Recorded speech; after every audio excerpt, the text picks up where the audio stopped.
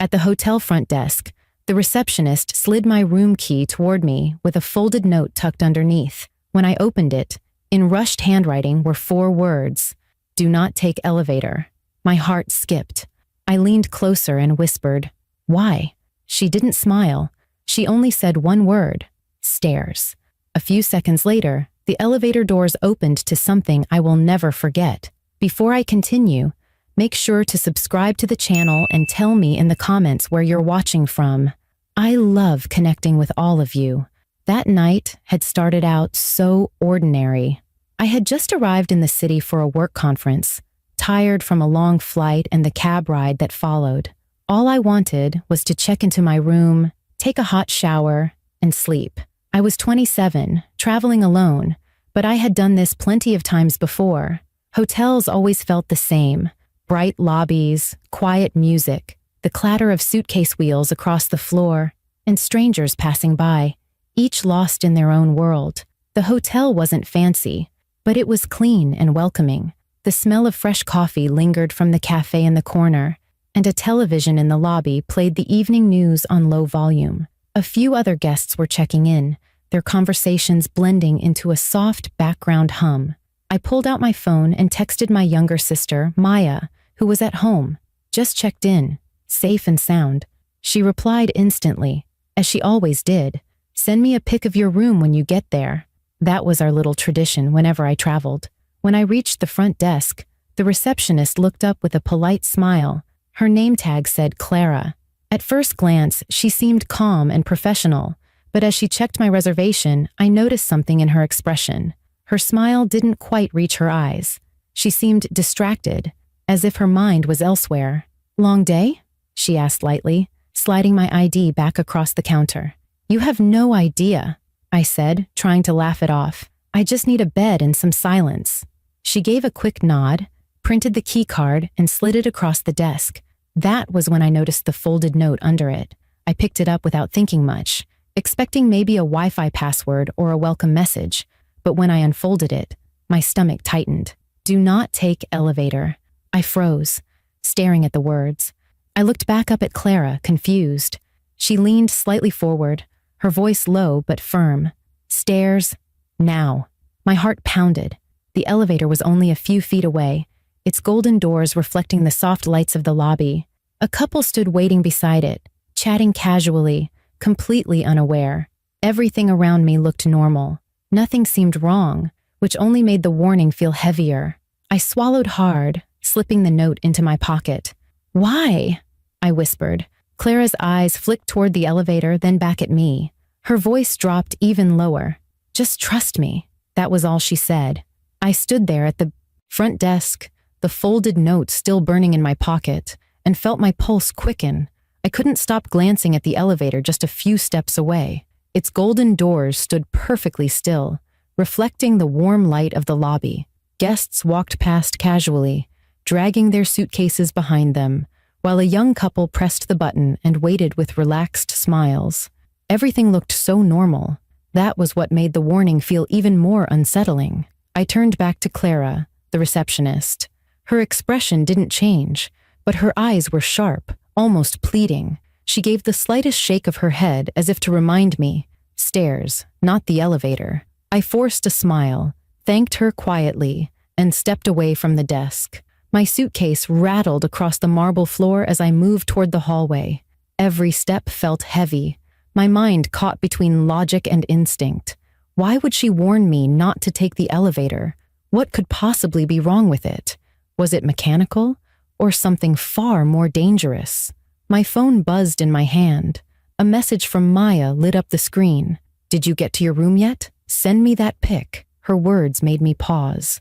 I wanted to reassure her that everything was fine, but the truth was, nothing felt fine at that moment. I typed quickly, "On my way up now. We'll call you soon." As I neared the hallway, I hesitated, glancing again at the elevator. The couple from earlier stepped inside, laughing, their suitcases rolling behind them. The doors closed smoothly, and the soft ding announced its departure. They looked so calm, like nothing was wrong at all. Was I overreacting? I stopped, torn. The stairwell was just a few feet farther down, its plain white door marked with a red sign, but the elevator was right there, faster, easier, normal. Every other guest was using it without a second thought. Why should I be different? Still, Clara's voice echoed in my mind. Stairs, now. I gripped the handle of my suitcase tightly, my palms starting to sweat. Something about the urgency in her tone had felt too real to ignore. It wasn't the voice of someone making a casual suggestion. It was the voice of someone trying to save me from something I couldn't see. A man in a suit walked past me, heading straight for the elevator. As the doors opened again, he stepped inside confidently, barely glancing around. The doors began to close, and for a moment I thought about following him, slipping inside at the last second. But just as I started to move, I caught sight of Clara watching me from the desk. Her eyes widened slightly, her head giving the faintest shake. That look froze me in place. I turned away from the elevator and headed for the stairwell instead. As I pushed open the heavy white door, a burst of cooler air hit my face. The stairwell was quiet, lit only by fluorescent lights that buzzed faintly above me. My footsteps echoed against the concrete steps as I started to climb, dragging my suitcase behind me. The sound felt too loud, like I was drawing attention to myself, even though no one was there. Halfway up, I stopped to catch my breath. My heart was still racing, my mind spinning with questions. What if Clara had been wrong? What if there was nothing to worry about, and I was just making this harder on myself? I pulled out my phone, considering calling Maya, but stopped. She would panic if I told her. I needed to stay calm. Then I heard it, the soft ding of the elevator stopping on my floor above. I froze. My breath caught in my throat. The doors must have opened, but instead of the usual cheerful chatter of guests stepping out, I heard something else. Heavy footsteps. A metallic sound, like something clattering against the floor. Then a muffled voice, low and sharp, speaking words I couldn't make out. I pressed myself against the wall of the stairwell, my suitcase wheels bumping softly against the step. My skin prickled as I realized the warning hadn't been random. Something was happening on that floor, something I wasn't meant to walk into. I leaned toward the door, trying to listen more closely. Another thud echoed, followed by the sound of hurried movement. My chest tightened, fear curling deep in my stomach. Whoever had stepped out of that elevator wasn't a normal hotel guest. I gripped my phone, my thumb hovering over Maya's number. The words from Clara repeated in my head like an alarm. Stairs. Now. For the first time, I understood why. And standing there in that stairwell, I knew one thing for certain. If I had taken that elevator, I would have walked straight into whatever danger was waiting behind those doors. I stood frozen on the stairwell landing, my hand pressed against the cold wall, listening to the muffled sounds bleeding in from the hallway above, the faint scrape of shoes against the carpet, a metallic clatter that didn't sound like luggage wheels, then a sharp voice, hushed but commanding. My chest rose and fell quickly as I tried to steady my breathing. My legs wanted to move, but fear rooted me in place. I thought about the elevator doors opening just seconds earlier. I imagined myself stepping out with my suitcase, smiling politely at whoever was there. What would have happened? My stomach twisted. I didn't want to picture it too closely. The note in my pocket felt like it was burning against my skin. Do not take elevator. Clara hadn't given me a reason, but her eyes, the urgency in her voice, told me everything I needed to know. She wasn't trying to scare me. She was trying to save me. I swallowed hard and gripped the handle of my suitcase, dragging it carefully up another set of stairs. The wheels bumped against the steps, echoing in the hollow stairwell. I winced at the sound, terrified that whoever was in the hallway might hear me. My heart hammered so hard, I thought it might echo too.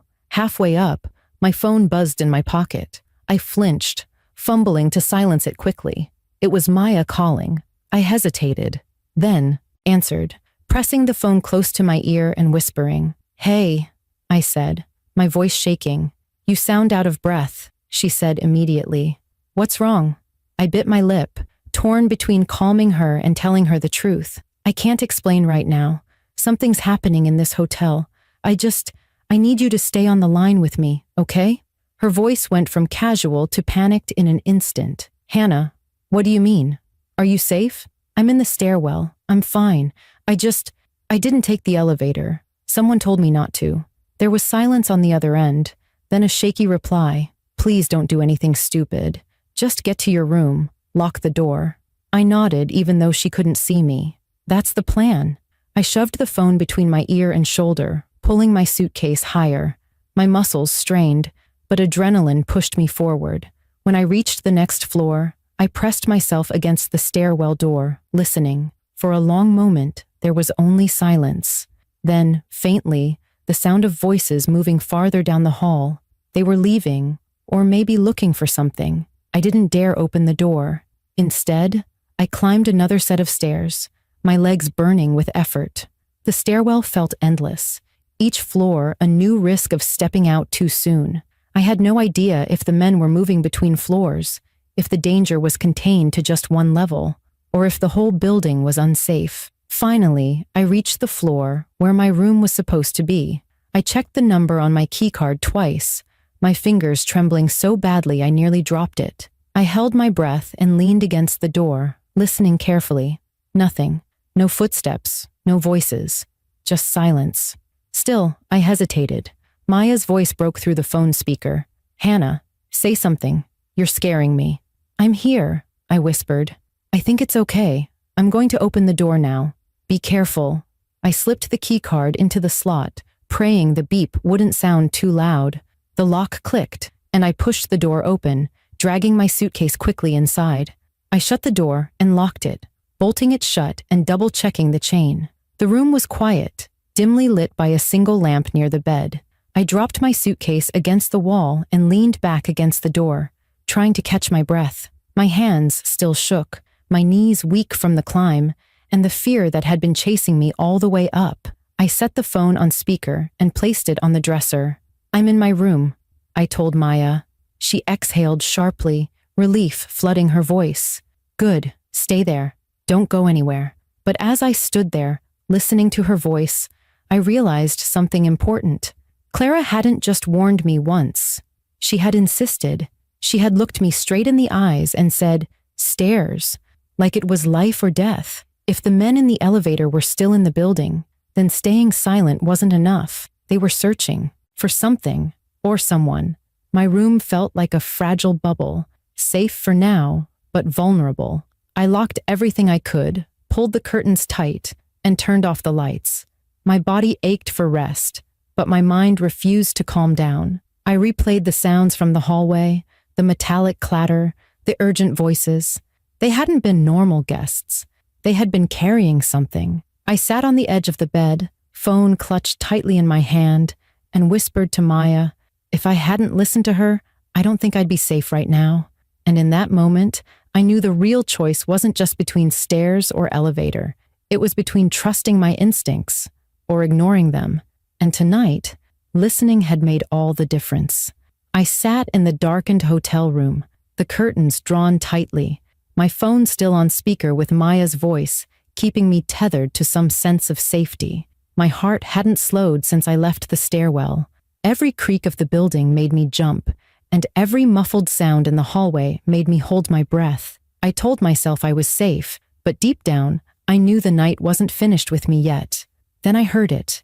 The elevator chimed down the hall. That soft, cheerful ding that normally went unnoticed now struck me like a warning bell. I froze, my hand tightening around the phone. My room was close enough to the elevator lobby that I could hear the doors sliding open. What followed made my stomach twist. Heavy footsteps. At least 2 people. Their shoes hit the carpet with purpose, not the casual stroll of guests heading to their rooms. Then came a voice, low but sharp, muttering something I couldn't make out. The tone was enough to tell me these weren't tourists carrying bags of souvenirs. I crept toward the peephole in my door, my pulse thundering in my ears. Pressing my eye against it, I saw 2 men in dark clothing step out of the elevator. One carried a duffel bag slung over his shoulder. The other had something metallic in his hand that glinted under the hallway light. They weren't smiling. They weren't talking about dinner plans. Their eyes scanned the hallway like predators looking for prey. I stumbled back from the door, pressing my hand over my mouth to stop a gasp from escaping. On the phone, Maya's voice cut through in a whisper. What is it? Hannah, what do you see? I could barely form the words. Two men. They came out of the elevator. They're not guests. The sound of a zipper pulling open made my blood run cold. I forced myself to peek again. The duffel bag lay open on the floor, filled with items that did not belong in a hotel hallway. Bundled wires, tools, something that looked terrifyingly like a small tank. My chest tightened. I didn't need to know exactly what it was to understand the danger. One of the men muttered, "Room's on this floor. Hurry up." Room. My knees nearly gave out. Were they looking for me? Was this why Clara had warned me? I backed away from the door, careful not to make a sound. Every instinct screamed at me to hide, to make myself invisible.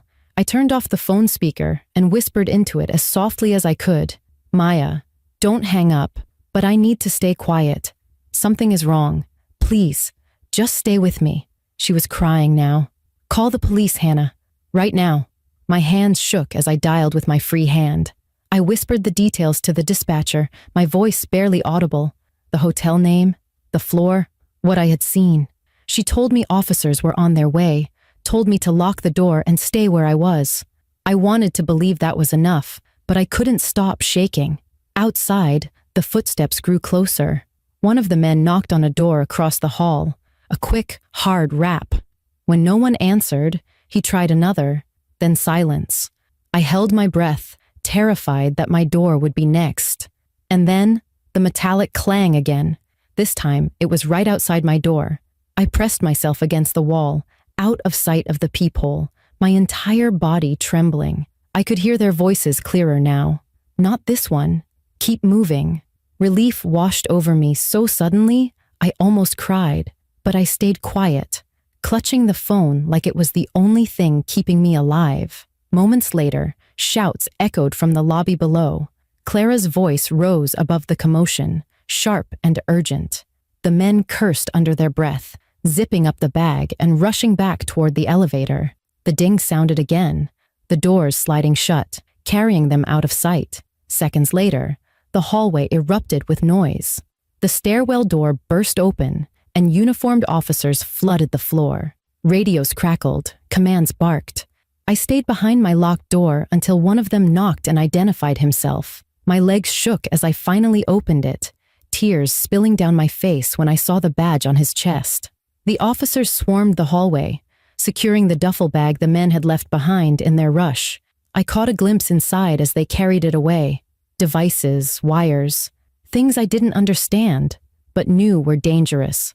One officer looked at me seriously and said, "Ma'am, you were lucky.